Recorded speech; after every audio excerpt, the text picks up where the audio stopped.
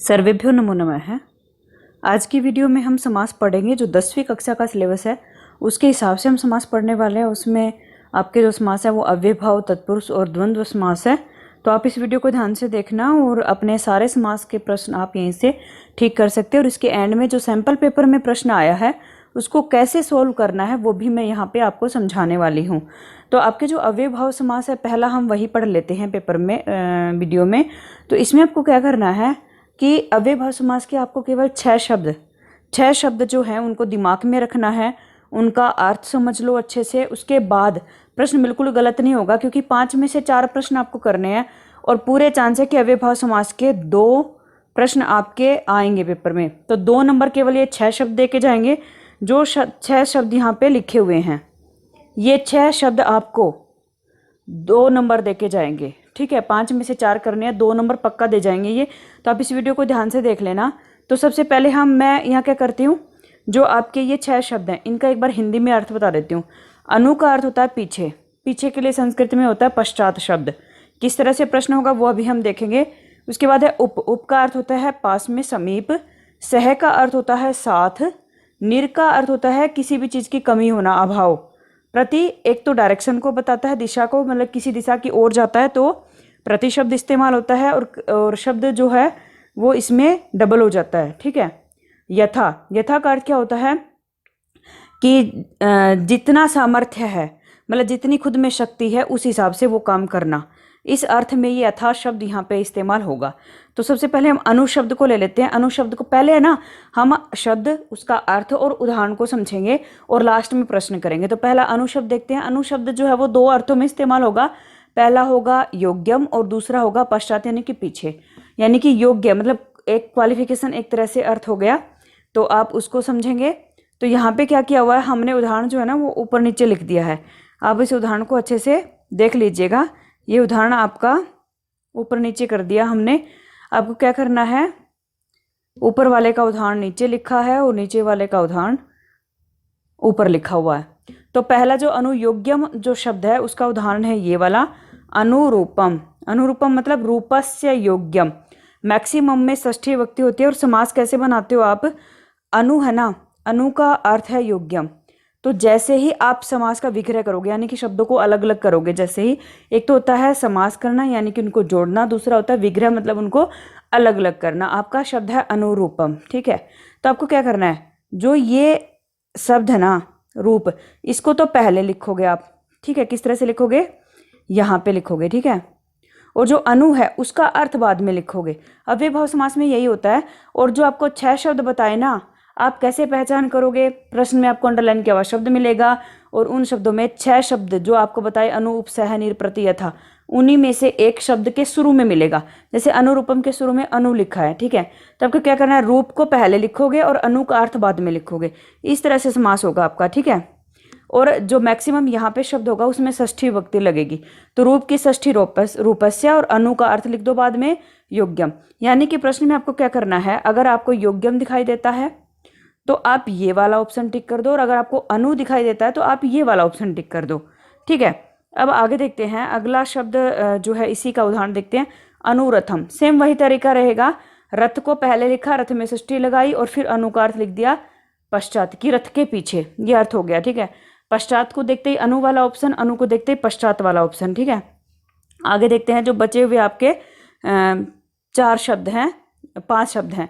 पहला शब्द है आपका है उप का अर्थ क्या होता है, समीप यानी कि पास। इनको अर्थों को याद कर लो, 6 के 6 शब्दों के अर्थ याद कर लो। उदाहरण है आपका उपगंगम। सेम तरीका रहेगा, गंगा को पहले लिखो और गंगा की षष्ठी, गंगा की षष्ठी स्त्रीलिंग शब्द है ना, तो रमा की तरह होगा गंगा यह। और फिर उप का अर्थ है समीप, यानी कि समीप को देखते ही उप को टिक करना, उप को देखते ही समीप को टिक कर देना। प्रश्न में प्रश्न कैसे होगा वो भी हम एंड में बताएंगे। फिर अगला शब्द आपका सह। सह का मीनिंग होता है साथ। ठीक है। और ये जो सह है ना, ये प्रॉपर सह नहीं आता है, सह मिलेगा आपको, केवल सह मिलेगा शब्द के शुरू में। ठीक है। सह को देखते समझ जाना ये सह ही है। ठीक है। यानी कि सह का अर्थ आपको लिखना है। उदाहरण है आपका सवाष्पम।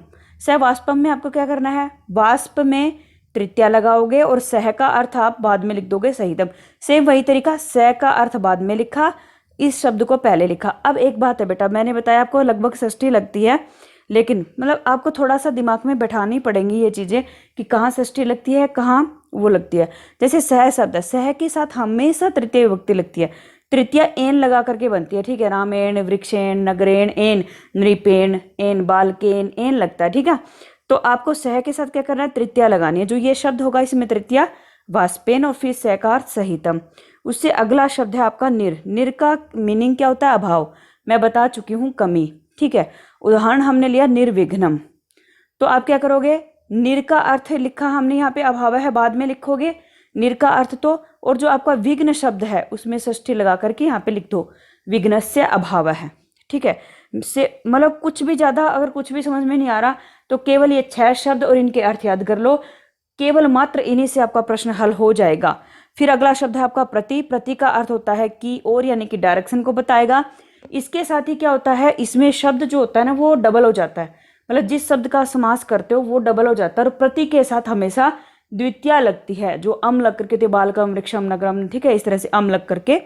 तो उदाहरण है आपका प्रतिगृहम। आपको क्या करना है, गृहम तो लिखा है, यूं का यूं लिख लो इसको, गृहम, गृहम डबल करना है, हमेशा डबल करना है, ठीक है, प्रति के साथ। फिर प्रति को यूं का यूं, कुछ नहीं करना, प्रति का प्रति ही लिखोगे, ठीक है। फिर अगला लास्ट शब्द है आपका यथा। यथा का अर्थ है अनतिक्रम्य। अनतिक्रम्य का हिंदी में अर्थ होगा कि जितनी खुद में शक्ति है उसके अनुसार काम, यानी कि जिसका जितना सामर्थ्य है उतना ही काम करे, उससे बढ़ करके नहीं, लिमिट से बाहर जा करके नहीं।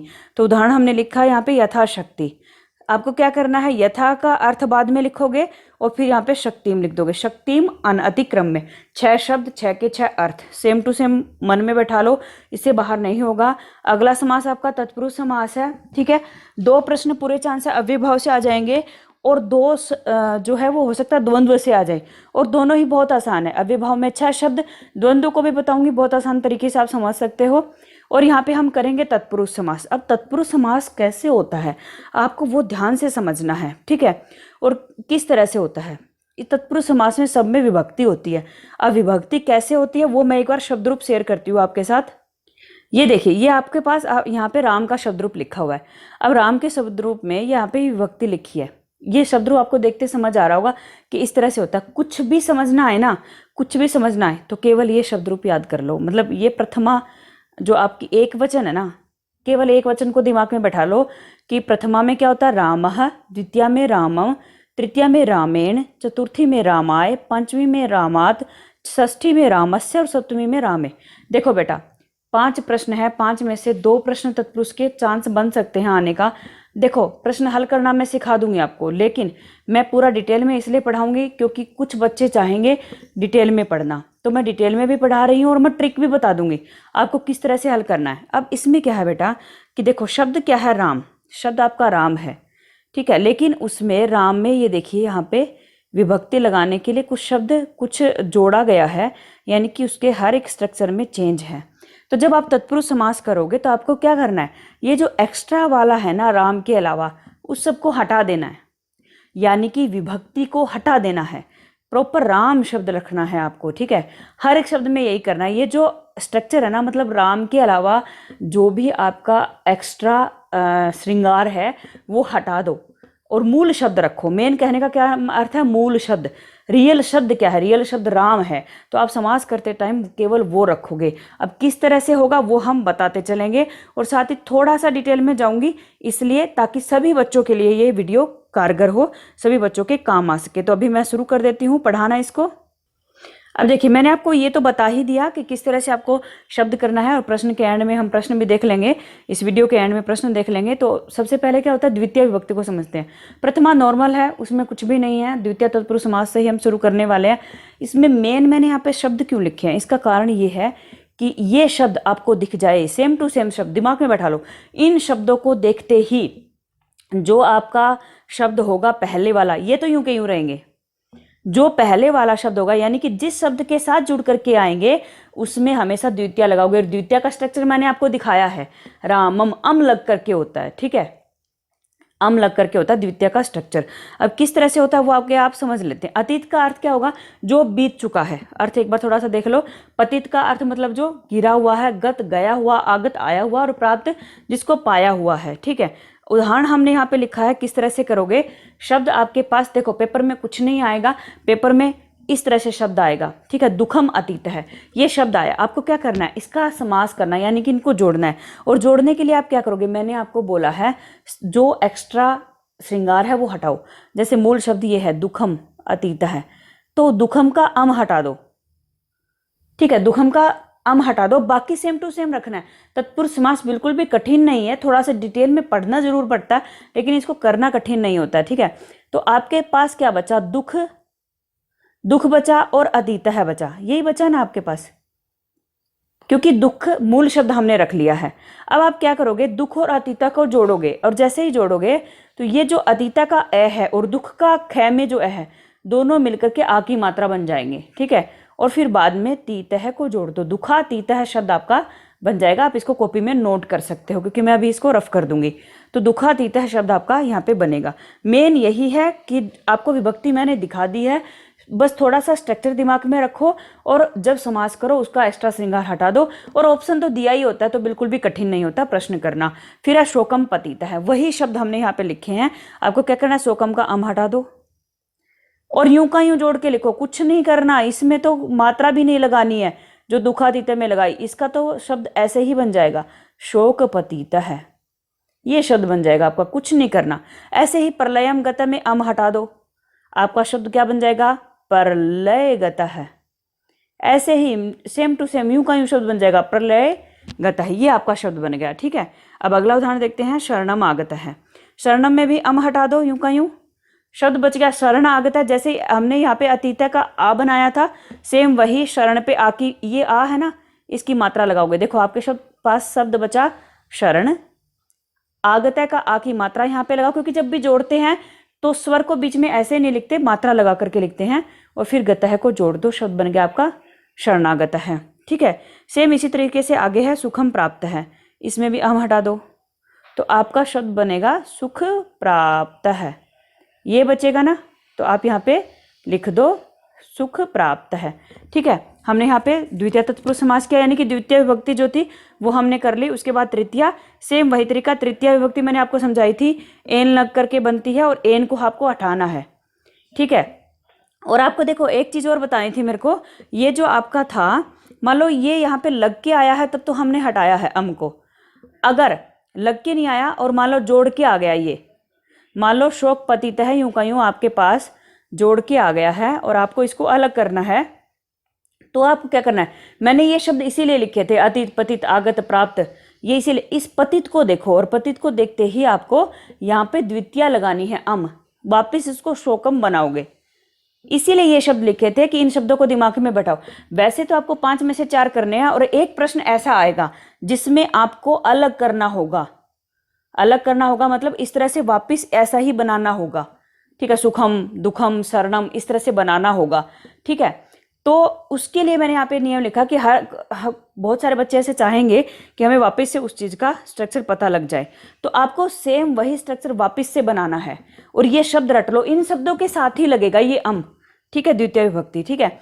ऐसे ही तृतीया है, तृतीया किन शब्दों के साथ लगती है, जो ज़्यादातर पेपर में आता है, मैंने केवल वो यहाँ पे लिया है कि एक तो होता है कत, यानी कि लास्ट में कता प्रत्यय होगा, कता का मतलब तय जुड़ता है लगभग, तय, और तय की जगह पे ट या ध ये शब्द होंगे, ठीक है। एक तो ये होगा जिसके एंड में, या फिर कुछ शब्द हैं जैसे सदृश, सम और हीन। सदृश मतलब समान, मतलब किसी से तुलना जब करते हैं, सम का अर्थ भी समान, और हीन का अर्थ होता है उसके बिना, मतलब किसी चीज़ की वो कमी एक तरह से, तो आप इस तरह से समझ सकते हो। अब इसमें क्या करना है आपको, इसमें तृतीया लगानी है, सेम वही तरीका।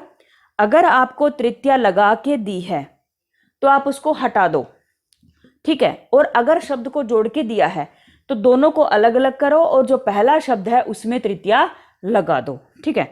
अब यहाँ पे क्या लिखा है, मेन शब्द क्या होता है बेटा, बाकी तो आपको समझ में आ जाएगा। ये जो लिखा है ना मात्रा और पित्रा, ये शब्द समझ लो, ये शब्द होते हैं पितरी, मूल शब्द होते हैं पितरी, मातृ, भ्रातृ, मतलब जिनके एंड में री है, तय के नीचे री, ठीक है। उनका तृतीया हमेशा बनता है त्रा से, पित्रा, मात्रा, भ्रात्रा, ठीक है। वैसे तो शब्द रूप याद होना चाहिए, लेकिन अब थोड़ा सा मैं समझा देती हूँ यहाँ पे, अगर आपको याद भी नहीं है तो भी आपका काम चल जाएगा यहाँ पे, ठीक है।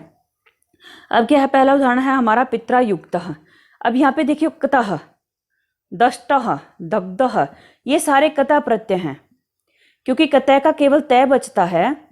ठीक है, तय बचता है तो युक्त में तो तय दिखाई दे रहा है आपको। ठीक है, और दष्ट है, इसमें ये जो षटकोण वाला स आया ना, इसकी वजह से तय को तय हो गया है। ठीक है, और दग्ध में ग की वजह से तय को ध हो गया है।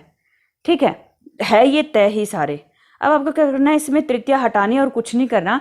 जैसे पित्रा युक्त शब्द है, तो पित्रा का मूल शब्द क्या होता है, पितृ। आप इसको नोट कर लिए, पितृ लिख दिया, और युक्त को सेम टू सेम जोड़ दो, पितृयुक्त। ठीक है, कुछ नहीं करना आपको, इस तरह से इसको नोट कर लेना है। ठीक है, फिर उसके बाद आपका अगला उदाहरण है सर्पेण दष्ट है। कुछ नहीं करना, एन हटा दो, सर्प मूल शब्द लिखो। मूल शब्द होता है सर्प, सर्प मतलब सांप, दष्ट मतलब दसा हुआ, सांप के द्वारा दसा हुआ। इसको सेम टू सेम, दूसरे शब्द को तो सेम टू सेम लिखना है हमेशा ही। ठीक है, बस मैंने आपको ये इसलिए बताया है तृतीया। एक प्रश्न ऐसा आएगा जब इस सर्प दष्ट को अलग करना होगा, इसको जब अलग करोगे तो आप इसका स्ट्रक्चर देखना, आपको कतः प्रत्यय लिखेगा तो आप जो पहले वाला शब्द है ना उसमें एन लगा दो, तृतीय विभक्ति लगा दो, इसलिए समझा रही हूँ। ठीक है, वैसे तो नॉर्मल ट्रिक से भी हो जाएगा ये प्रश्न, वीडियो के एंड में सिखाऊंगी। फिर अग्निना दग्ध, अग्निना दग्ध में मूल शब्द है अग्नि।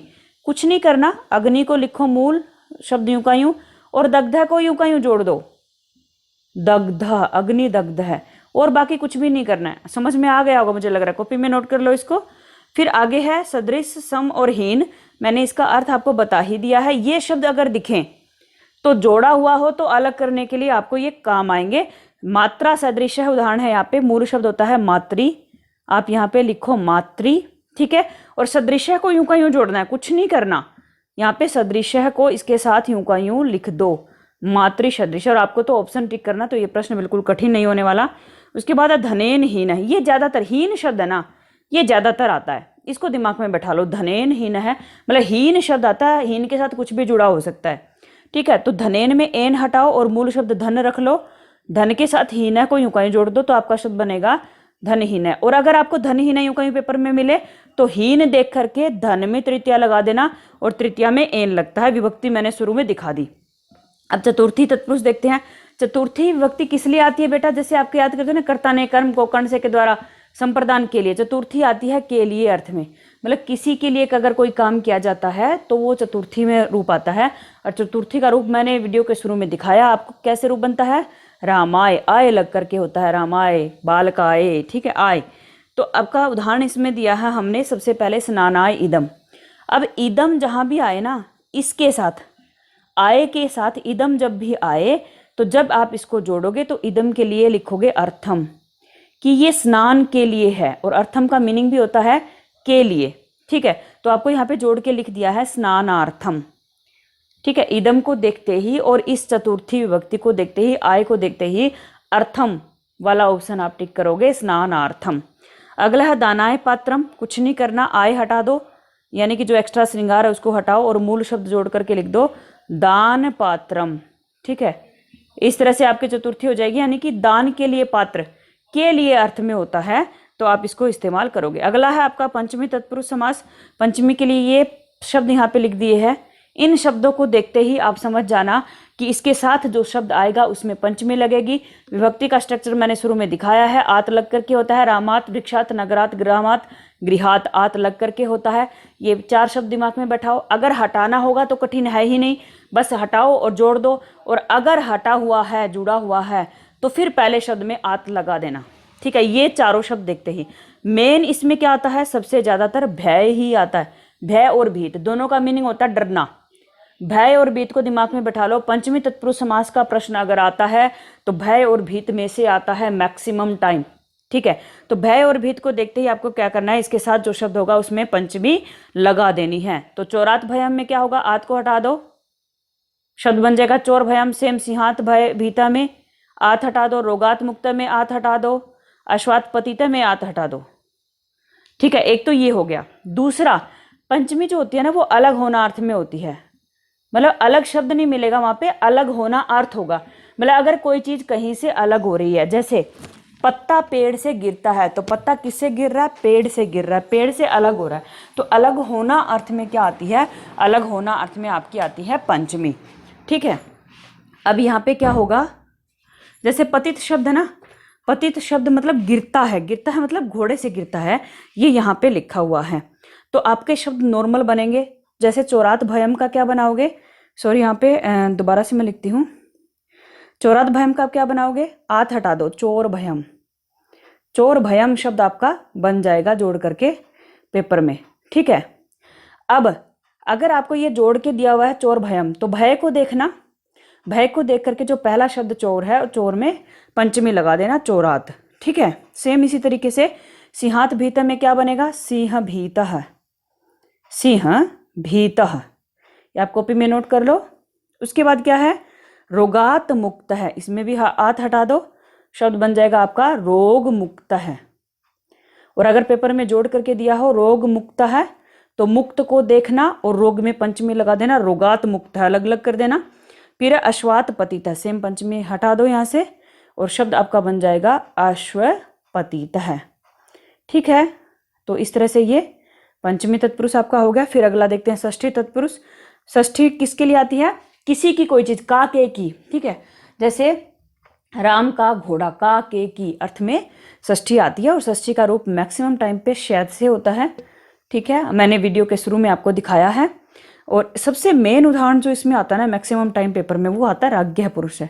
अब ये जो है ना, जैसे मैंने मातृ और पितृ का रूप आपको उसी टाइम पे बताया, उसी तरह से आपको शब्द रूप याद है तो बहुत अच्छी बात है, याद नहीं है तो इस शब्द को दिमाग में बैठा लो, मैक्सिमम टाइम पे ये पेपर में आ जाता है। जैसे यहाँ पे लिखा है राज्ञ पुरुष है, तो और यहाँ पे राज्ञ पुरुष है की जगह पे क्या आता है, सैनिक भी आ जाता है कई बार, राज्ञ है सैनिक है, कि राजा का सैनिक है, राजा का पुरुष, ठीक है।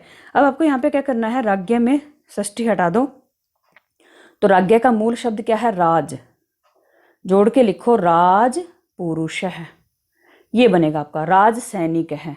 यानी कि राज्ञ का मूल शब्द होता है राज, और लास्ट वाला इसको तो सेम टू सेम जोड़ना है आपको, तो इसको दिमाग में बैठा लो। उसके बाद देवस्य पूजा, सेम वही जो एक्स्ट्रा श्रृंगार है षष्ठी विभक्ति उसको हटाओ, सेम टू सेम इनको जोड़ दो, देव पूजा मूल शब्द बन जाएगा। उसके बाद है नराणाम पति ही, नराणाम ये षष्ठी विभक्ति का बहुवचन है, वो ही है षष्ठी विभक्ति, ठीक है। आप राम का शब्द रूप देख सकते हो, इसमें अनाम हटा दो, तो इसका मूल शब्द बन जाएगा नरपति ही, ठीक है। इस तरह से आपका षष्ठी तत्पुरुष समास होगा। सप्तमी देखते हैं, सप्तमी में आपको क्या करना है, सप्तमी का स्ट्रक्चर मैंने वीडियो के शुरू में आपको हर एक विभक्ति दिखाई है, ए लग करके होता है, जैसे ए युद्धे चक्रे कार्य, कुछ नहीं करना, मे के अर्थ में आता है, मतलब कोई चीज़ किसी मतलब घर में, दुकान में, बाजार में, या पेड़ पर अगर कोई चीज़ आएगी तो उसमें सप्तमी विभक्ति लगेगी। आपको क्या करना है, सप्तमी विभक्ति हटाओ और न्यू का न्यू शब्द जोड़ दो, कुछ नहीं करना, एक ही मात्रा हटानी है, एक ही मात्रा हटा दो, ठीक है। और शब्द यूं के यूं जोड़ दो, युद्ध निपुण है, चक्रबंध है, कार्य कुशल है, जोड़ के लिख दो, ठीक है। गैप नहीं होना चाहिए बीच में, सिर्फ एक ही मात्रा हटा दो। इस तरह से तत्पुरुष समास हमने कंप्लीट किया। द्वंद्व समास देखते हैं। द्वंद्व समास में भी चांस बनते हैं, 2 नंबर का प्रश्न तो आ ही जाता है, और केवल पेपर में इतरेतर द्वंद्व है। इतरेतर द्वंद्व जो क्या होता है, मतलब सबसे पहले तो द्वंद्व समझो, द्वंद्व क्या होता है, हिंदी में भी आपको पता है कि जो 2 शब्द होंगे ना, दोनों का अपना महत्व होगा, अपनी पहचान होगी, ठीक है। मतलब कोई भी किसी पे डिपेंड नहीं है, एक बात तो ये होगी। समझने के लिए आप ये भी कह सकते हो कि प्रॉपर एक संज्ञा होगी, व्यक्ति या वस्तु का नाम होगा, प्रॉपर एक संज्ञा होगी जिनका अपना अस्तित्व है, ठीक है। अब हिंदी में द्वंद्व समास आप कैसे करते हो, और से करते हो, जैसे राम और श्याम, राम और कृष्ण, और से करते हो ना। और संस्कृत में और के लिए क्या शब्द इस्तेमाल होता है, च। एक बात तो ये दिमाग में बैठा लो। दूसरी बात, इस प्रश्न को हल करने का तरीका बताने वाली हूँ मैं, ध्यान से देखना। अब जो समास करते हैं ना, इसमें इस समास में क्या होता है, च, यानी कि जो हिंदी में और है वो एक ही बार करते हो, राम और सीता, लेकिन संस्कृत में क्या होता है, ये जो च होता है ना, हर एक शब्द के बाद इस्तेमाल होता है। यानी कि 2 होंगे तो 2 के बाद, 3 होंगे तो 3 के बाद, हर एक के बाद च इस्तेमाल होगा। अब प्रश्न कैसे हल करेंगे वो अभी मैं बताऊंगी। जैसे हमने यहाँ पे उदाहरण लिया, रामश्च कृष्णश्च, ठीक है, रामश्च कृष्णश्च, ये 2 शब्द हैं। जब आप इनको जोड़ के लिखोगे तो क्या करोगे, दोनों में से च हटा दो, और ये 2 है यानी कि द्विवचन है, तो आप इनको जोड़ के कैसे लिखोगे, राम कृष्णौ, द्विवचन है ना, 2 के लिए तो औ लगता है, जैसे रामः रामौ, जब शब्द रूप चलता है तो द्विवचन के लिए औ की मात्रा होती है ना, दोनों को जोड़ो, राम कृष्ण लिख दो। अब इनको अलग अलग करना है तो ये इस तरह से होंगे, मतलब अगर आपको अलग करना है तो आप किस तरह से करोगे, रामः च, पहले राम को अलग किया, इसके बाद च लिखा, फिर कृष्ण को अलग किया, फिर उसके बाद च लिखा, कृष्ण है च। अब इसमें क्या बात ध्यान रखनी है बेटा, इसमें ये बात ध्यान रखनी है कि जब इस शब्द को अलग करते हो आप राम कृष्ण को, तो हर एक के बाद च आना जरूरी है, यानी कि जिस ऑप्शन में हर एक शब्द के बाद च ना हो उस ऑप्शन को वहीं कट कर देना, और आपका प्रश्न मैक्सिमम चांस है कि इसी से ठीक हो जाएगा। ठीक है, फिर आगे है आपका पुत्रश्च कन्याच। ठीक है, इसको जोड़ देना है पुत्रश्च। सेम वही तरीका आपको यहाँ पे अपनाना है। पुत्रश्च और कन्याच में च को हटाओ, पुत्र और कन्या बच गए आपके पास, तो आप इनको जोड़ो। कैसे जोड़ोगे, पुत्र और कन्या, कन्या जो है स्त्रीलिंग शब्द है और इसके साथ द्विवचन का बनेगा कन्ये, रमा रमे, रमा स्त्रीलिंग शब्द हो ना, उसी तरह से। अब अगर इसको अलग करना है तो आप क्या करोगे, इसी तरह से अलग करोगे, पुत्र है, फिर लिखो च, फिर कन्या, कन्या का मूल शब्द क्या है, कन्या, कन्या के बाद च। अब प्रश्न देखते हैं कि प्रश्न पेपर में कैसे हल करना है। सैंपल पेपर से प्रश्न उठा लेती हूँ मैं। ये देखिए यहाँ पे आपका जो सैंपल पेपर का प्रश्न है वो हमने यहाँ पे लिया है। तो पहला जैसे प्रश्न है यहाँ पे, कुत्सित वस्तु मिश्रितम बक्षम सैमलम धरातलम, आपको सैमलम का करना है यहाँ पे समास। ऑप्शन है आपके मलस्य योग्यम मलम मलम प्रति मलेन सहितम मलस्य भाव है। तो अव्ययभाव समास में मैंने शुरू में बताया, ये जो शब्द है के शुरू में स है, स किसके लिए आया है, सहितम के लिए आया है, ये अव्ययभाव वाला समास वाला है। तो स को देखते ही आपको सहितम वाला ऑप्शन टिक करना है, कुछ नहीं करना। प्रश्न हल करना बहुत आसान है, समझने में थोड़ी दिक्कत होती है बस। तो सहितम गए वाले ऑप्शन में आप इसको टिक करोगे। ठीक है, स को देखा सहितम वाला, क्योंकि योग्य किसके लिए आया था, अनु के लिए, प्रति प्रति के लिए आया था, अभाव निर के लिए आया था। तो तीनों ऑप्शन कट हो गए ना, सहितम वाला ही बचता है फिर आपके पास। अगला प्रश्न है आपका, भयेन आकुलम व्याघ्रम दृष्ट्वा कश्चित धूर्ता श्रृगालः हसनः, भयेन आकुलम, वो इसमें कुछ नहीं, देखो अव्ययभाव समास और द्वंद्व समास। द्वंद्व समास में जो मूल शब्द हैं वो जुड़े होंगे और च मिलेगा। अव्ययभाव समास में आपको 6 शब्द मैंने बताए, अगर ये दोनों चीज नहीं है तो फिर आपका तत्पुरुष समास वाला प्रश्न है ये। ठीक है, मतलब अगर ये नहीं मिले तो तत्पुरुष समास का है। फिर आपको क्या करना है, भयेन आकुलम में मैंने आपको क्या बताया था, कुछ नहीं करना, जो एक्स्ट्रा श्रृंगार उसको हटा दो, एन हटा दो, और भय आकुलम आपके पास बच जाएगा, भय और आकुलम। अब इनको जोड़ करके कैसे बना है, इस बात को विशेष रूप से जब आप इसको जोड़ोगे ना, तो इसको आ को ऐसे नहीं लिखते, बीच में आ की मात्रा लगाओगे, भया बनाओगे इसको, भयाकुलम। भयाकुलम कहाँ है, यहाँ है, क्योंकि भयेनाकुलम ये गलत है क्योंकि इसमें से एन नहीं हटाया। भयकुलम इसलिए गलत है क्योंकि इसका आ का ठक कहाँ चला गया। और यहाँ पे जो चौथा ऑप्शन इसलिए गलत है क्योंकि आ यूं का यूं लिख दिया, आ की मात्रा लगानी चाहिए थी ना अच्छे से, तो आ को ऐसे नहीं लिख सकते, तो ये इसलिए गलत हो गया। अब अगला प्रश्न देखते हैं, इसमें क्या करना है, ततः प्रविशतः विदूषकेन उपदिश्यमान मार्गौ तापसौ कुशलवौ। अब कुश और लव दोनों का अपना अपना अस्तित्व है, दोनों का अपना महत्व है, एक दूसरे पे डिपेंड नहीं है। तो आपको कैसे करोगे, आपका दोनों को अलग अलग करना बताया था मैंने, कुश है च, और दोनों के बाद च लगाना है, जिस भी ऑप्शन में च नहीं है दोनों के बाद उसको काट देना, कुश है च लव है च। अब ये पहले ही ऑप्शन में सही है तो आपका ये ठीक हो जाएगा। दूसरा गलत क्यों है, दूसरा इसलिए गलत है क्योंकि लव दूसरे नंबर पे लिखा लेकिन यहाँ पे पहले लिख दिया, तो गलत हो गया। लवयो हो चाहे कुशयो हो चाहे, ये भी गलत हो गया क्योंकि ये तो रूप ही अलग कर दिया, क्योंकि यहाँ पे तो प्रथमा ही लिखनी थी आपको। कुशस्य चाहे लवस्य चाहे, ये भी षष्ठी विभक्ति लगा दी, ये भी गलत हो गया। मतलब आपको तो नॉर्मल शब्द लेना था, नॉर्मल मूल शब्द लेना था, कोई विभक्ति नहीं लगानी थी। अगला है आपका क्षेत्रस्य कर्षणम। ठीक है, क्या है, कश्चित कृषक बलिवर्दाभ्याम क्षेत्रस्य कर्षणम कुर्वन् आसीत्, कुछ नहीं करना, जो एक्स्ट्रा श्रृंगार था क्षेत्रस्य उसको हटा दो और यूं का यूं आप जोड़ दो। सेकंड ऑप्शन आपका सही होगा। पहला क्यों गलत है, पहला इसलिए गलत, देखो क्षेत्रा में त्रापे आ की मात्रा कहाँ से आ गई, देखिए आपको क्षेत्रस्य में जब हम आदाशय और ये हटाते हैं तो कर्षणम में क्या पहले कोई मात्रा है, आकर्षणम है, अगर आ होता तो त्रापे आ की मात्रा लगती ना, तो ये ऑप्शन गलत हो गया। क्षेत्रस्य कर्षणम इसलिए गलत है क्योंकि इसमें से क्षेत्रस्य की विभक्ति ही नहीं हटाई, तो ये भी गलत है। और क्षेत्रम कृष्णम इसलिए गलत है क्योंकि क्षेत्रस्य में आधा शय और यह तो हटाया लेकिन अम जोड़ दिया, लेकिन नहीं, ये भी गलत है क्योंकि जोड़ना है ना आपको, तो ये वाला ऑप्शन आपका सही होगा। अगला है श्री राम है स वाष्पम अवलोकयति, शब्द है आपका स वाष्पम। स को देखो और स को देखते ही सहितम वाला ऑप्शन टिक करोगे। ठीक है, अब देखो सहितम दो ऑप्शन में है, ये गलत है, ये भी गलत है। सहितम 2 ऑप्शन में। अब क्या करोगे? अब आपको मैंने बताया था सह के साथ तृतीया एन वाली विभक्ति लगती है, वाष्पेन सहितम। तो आप इस तरह से प्रश्न को हल करोगे। अगर आपको ये वीडियो पसंद आए तो लाइक शेयर और सब्सक्राइब करना।